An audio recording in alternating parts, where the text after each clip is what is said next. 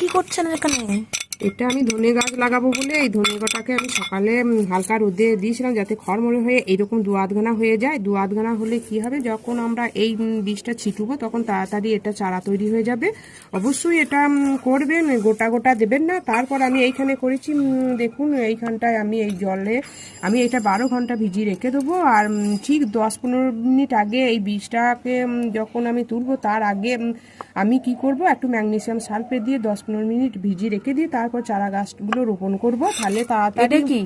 এটা হচ্ছে পালং শাকের বীজ। আমি এটাকেও 12 ঘন্টা এইভাবে ভিজিয়ে রেখে দিচ্ছি। এইভাবে আলতোভাবে আমি এই বীজ কটাকে দিয়ে দিচ্ছি। খুব জোরে দিলে কি হবে, গুড়িয়ে যাবে। অবশ্যই আলতোভাবে এইভাবে দেবেন, আপনাদের হাতের কাছে যা থাকবে। আমি এরকম একটা বাটি, স্টিলের বাটি দিয়ে এটা করছি। দেখুন কিরকম দু আধখানা হয়ে যাচ্ছে।